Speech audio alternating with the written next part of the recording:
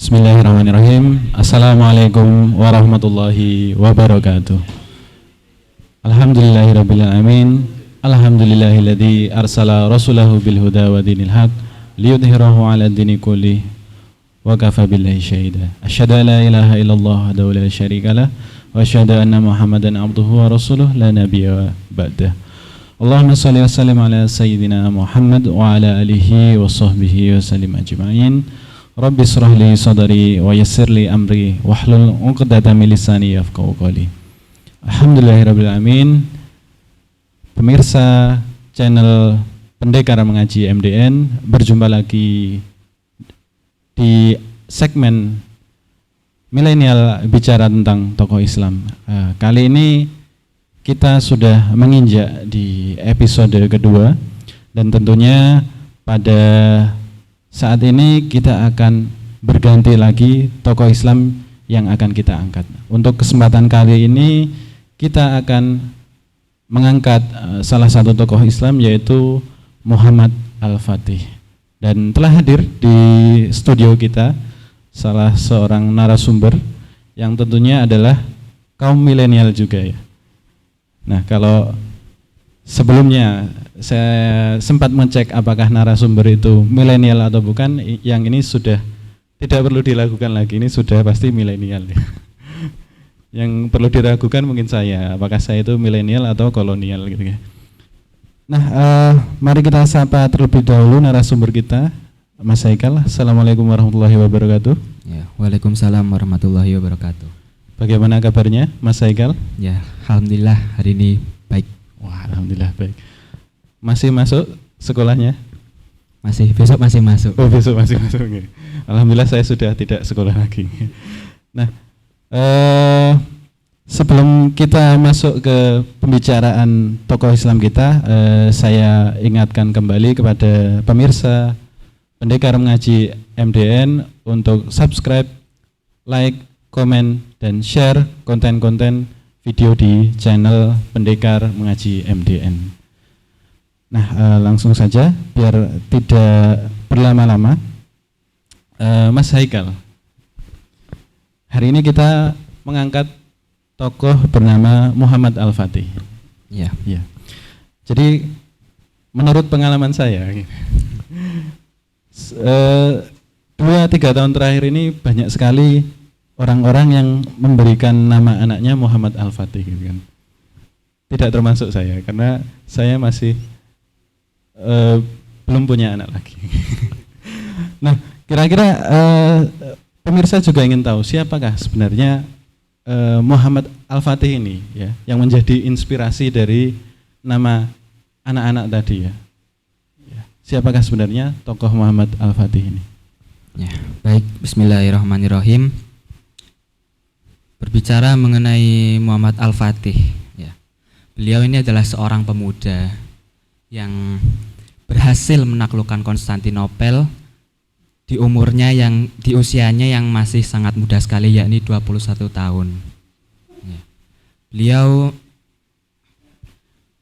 adalah putra ketiga dari Sultan Murad II, ya, di mana dia sebenarnya tidak terduga ya, yang dimana akhirnya dia diangkat menjadi sultan ya. Tetapi kedua saudaranya ini meninggal, dan kemudian dia yang harus melanjutkan tahta dari ayahnya. Beliau dari kecil sudah diangkat menjadi gubernur pada usia 6 tahun di kota Amasya, dan tentunya ayahnya ingin memberikan pendidikan dan pembinaan yang terbaik. Oleh karena itu ayahnya mengutus 2 syekh pengajar terbaik, yaitu adalah Syekh Ahmad Al-Qurani dan Syekh A'aq Syamsuddin. Beliau adalah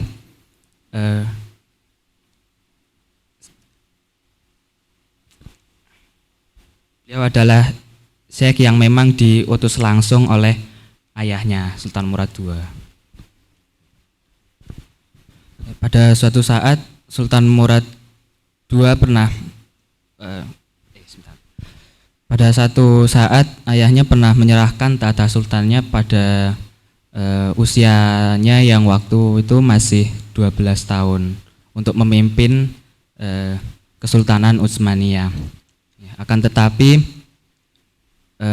banyak sekali rintangan yang dia belum tahu cara menghadapinya, dan selama 2 tahun itu dia mengalami kebingungan dan mendapat respon yang tidak baik dari masyarakat. Dan kemudian akhirnya dia turun tahta menjadi gubernur di Manisa, ayahnya diangkat kembali menjadi sultan. Dan kemudian dia benar-benar menjadi sultan setelah ayahnya meninggal pada usia 19. Dunia barat, terutama dunia Eropa Timur, menganggapnya sebagai sebuah hal yang remeh-temeh karena pengalamannya dulu yang belum berpengalaman sebagai pemimpin sebelumnya. Ya, akan tetapi dia bisa membuktikan itu pada usianya yang 21 tahun, di mana dia menaklukkan Konstantinopel. Dan yang luar biasanya juga, beliau ini termasuk salah satu panglima yang tidak pernah masbuk dalam sholatnya, dan tidak pernah melewatkan satupun sholat rawatib maupun sholat sunnah lainnya. Inspiratif sekali itu. Yeah. Tidak pernah melewatkan sholat rawatib dan tidak pernah masbuk ya. Yeah, subhanallah. Luar biasa. Ini tadi sempat disampaikan bahwasanya pada usia 21 ya, berhasil menaklukkan Konstantinopel, walaupun sebelumnya pernah jadi sultan tapi kemudian turun lagi. Ya. Itu sebenarnya seperti kita dulu kalau sekolah mungkin ya, sekolah tidak naik kelas gitu. Mungkin ya memang diremehkan oleh orang. Nah, berbicara mengenai Konstantinopel ya, ini kan sebuah kota yang prestisius pada saat itu ya, dan memang ada hadis yang menyatakan bahwasanya sebaik-baik amir ya kalau tidak salah, atau pemimpin adalah yang bisa menaklukkan Konstantinopel gitu. Nah, ini beliau ini usia 21 bisa menaklukkan Konstantinopel, ini kira-kira apa yang dilakukan oleh beliau ini? Kok sampai sukses gitu ya? Berbicara soal Konstantinopel, pada masanya memang Konstantinopel dinobatkan sebagai city with a perfect defense, di mana memiliki pertahanan yang sangat kuat pada masanya. Di bagian depan berdiri tiga lapis tembok yang tebal. Kemudian di sisi selatan ada Laut Marmara yang ombaknya benar-benar ganas. Dan di sisi utaranya ada selat yang namanya Golden Horn, yang itu dijaga oleh rantai besi yang sangat tebal. Tentu Konstantinopel ini juga sudah dijanjikan oleh Rasulullah ya, yang dimana sebaik-baik amir adalah amir yang menaklukkannya dan sebaik-baik pasukan adalah pasukan yang menaklukkannya. Tentu sudah banyak sekali percobaan pengepungan maupun penaklukan Konstantinopel, akan tetapi gagal. Mereka terpaksa bertekuk lutut di hadapan tembok yang sangat besar itu. Ya, tentunya perlu usaha yang lebih dalam menaklukkan Konstantinopel dengan segenap pertahanannya yang sangat kuat sekali. Ya, pada saat itu Kesultanan Utsmaniyah berada di 2 wilayah, yakni wilayah Eropa dan wilayah Asia. Di tengah-tengah wilayah itu ada sebuah selat yang membelah kekuasaan Utsmaniyah yang bernama Selat Bosporus. Nah, tentunya Selat Bosporus ini bisa dianggap sebagai kelemahan pada saat itu karena komunitas Genoa dari Black Sea, Laut Hitam, bisa mengirimkan pasukannya untuk membantu Konstantinopel. Nah, jadi langkah pertama yang dilakukan oleh Muhammad Al-Fatih ini yaitu adalah dengan membangun benteng yang nantinya akan digunakan untuk memotong suplai itu. Ya. Benteng itu bernama Rumeli Hisari. Ya, dan benteng itu segera dikerjakan dan akhirnya selesai dalam 4 bulan, dan 4 bulan ini termasuk cukup cepat sekali untuk membuat sebuah benteng. Ya. Itu cepat sekali. Ya. Ya, selesai pada bulan Agustus 1452 dan beliau juga menyiapkan berbagai taktik dan strategi untuk menaklukkan Konstantinopel. Dan pada awal April, beliau dan pasukannya bertolak dari Edirne menuju Konstantinopel. Ya. Tentunya pengopungan Konstantinopel ini tidaklah mudah dan perlu waktu yang lama untuk benar-benar bisa menaklukkannya. Ya. Ya. Saya pernah mendengar cerita bahwa dia menyeberangkan sebuah kapal. Bukan lewat laut, melainkan lewat darat. Lewat darat, iya. Awalnya memang beliau ingin menembus rantai besi yang ada di Teluk Golden Horn itu. Nah, tapi karena beliau ini jenius, dia akhirnya segera memindahkan kapal itu dengan membuat gelondong kayu selama 1 malam. Nah, begitu pagi hari itu tiba, masyarakat dan tentara Bizantium langsung ketar-ketir melihat sungguh taktik peperangan yang belum pernah dilakukan sebelumnya. Itu. Dan akhirnya Konstantinopel benar-benar ditaklukkan oleh Muhammad Al-Fatih pada tanggal 29 Mei 1453, tepat setelah sholat subuh berjamaah. Dan selesailah pengopungan Konstantinopel selama 53 hari. 53 hari ya? Luar biasa. Itu pun kalau jangankan Bizantium ya, orang Madiun itu kalau lihat kapal jalan di darat itu juga takjub ya. Ini apalagi cuma 1 malam tadi. Iya.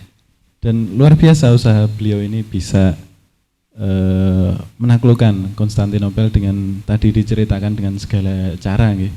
Bahkan walaupun ada benteng, ada rantai, tapi tetap diusahakan agar bagaimana bisa takluk itu ya Konstantinopel.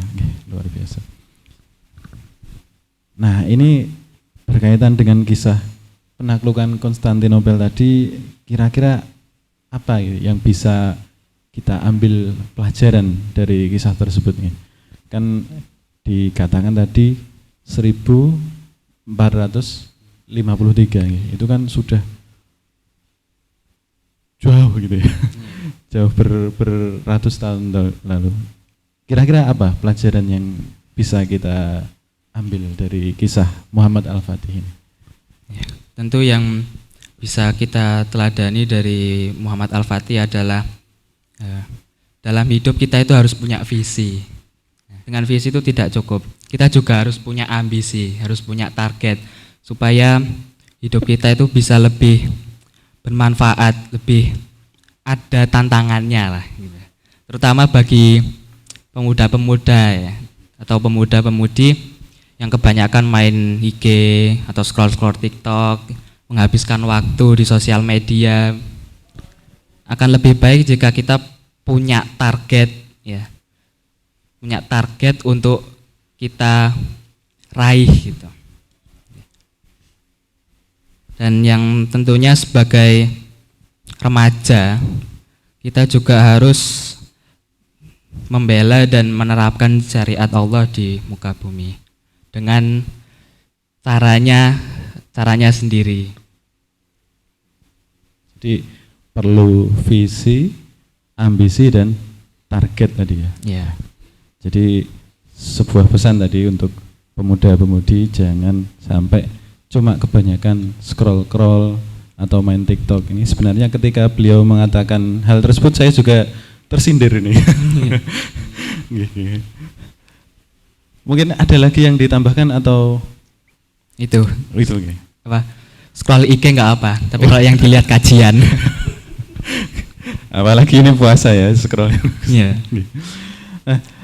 Demikian tadi perbincangan kita dengan Mas Haikal mengenai tokoh Muhammad Al-Fatih. Ya, tentunya masih banyak yang bisa kita gali dari tokoh Muhammad Al-Fatih ini, namun waktu jualah yang memisahkan pertemuan kita. Saya ucapkan syukron kasir kepada Mas Haikal telah sudi menjadi pemateri dari Milenial Bicara Tokoh Islam. Insya Allah nanti datang lagi kalau diundang membicarakan tokoh Islam yang lain. Nah, pemirsa pendekar mengaji MDN, telah sampailah kita kepada penghujung acara. Saya ingatkan kembali untuk selalu subscribe, like, komen, dan share sebanyak-banyaknya agar kemanfaatan ini juga tersebar kepada yang lain. Saya sebagai host mohon maaf atas segala kesalahan. Marilah kita akhiri acara ini dengan hamdalah, alhamdulillahirabbil alamin. Saya dan seluruh kru bertugas undur diri. Sampai berjumpa lagi di Milenial Bicara Tokoh Islam episode selanjutnya. Jangan lupa juga tonton video-video yang lain di channel Pendekar Mengaji MDN. Akhirul kalam, assalamualaikum warahmatullahi wabarakatuh.